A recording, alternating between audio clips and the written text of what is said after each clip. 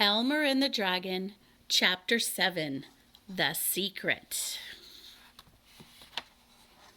Wake up, wake up! It's time to see the king, chirped Flute as the red sun settled over the meadow. Elmer opened his eyes and forgot for a moment where he was. Then he jumped up and put on his knapsack. I want to come too, yawned the dragon. You weren't invited, said Flute. Neither were you, Flute, come to think of it, said Elmer. Let's all go and see what happens, suggested the dragon. So off they went to see the king. He was waiting for them at the foot of the very tall tree, nervously hopping from one foot to the other, pecking at imaginary mosquitoes. What's that? He asked, pointing to the dragon.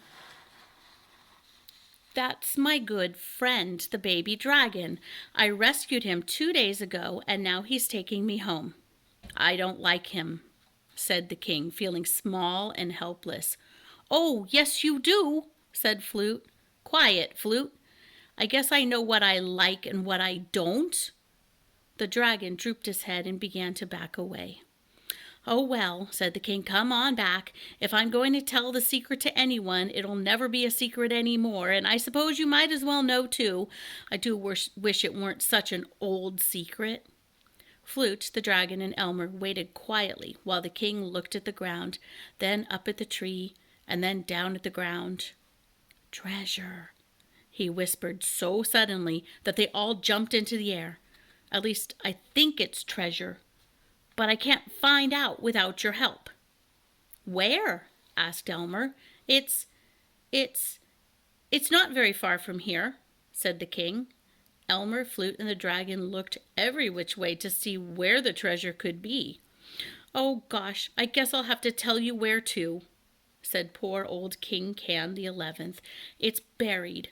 It's buried right under this tree, in a big iron chest.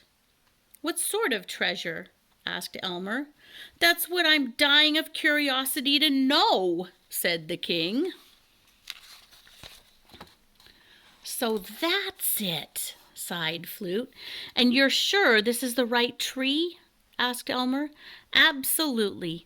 You see, it's much bigger than the others, and that's because it was the only one here when the settlers came. They planted the other pines and the apple orchard so they'd have wood and food when they returned. But they never came back, and their chest is still buried right here. Everybody waited for the king to continue, but he didn't. So Elmer said, Let's dig it up. Yes, let's, echoed Flute. All right, said the king. My secret's all spoiled now anyway. You'll find the shovel under that rock. What shovel? Asked Elmer. The settlers left a shovel over there. It's rusty by now, but it's probably better than nothing. Elmer went to get the shovel while the king danced around on the pine needles, chirping, I'm feeling better already. The queen kept tittering and muttering to herself, I never thought I'd live to see this day. Now, where should I begin digging?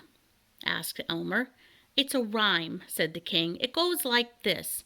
4 shovel lengths from the trunk of the pine, making the rock the guide for the line.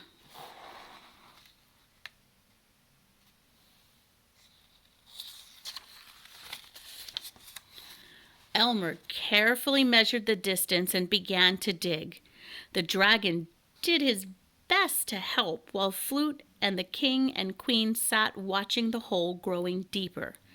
By now it was dark in the pine forest, but enough moonlight flittered through the branches of the tall trees so they could just see what they were doing.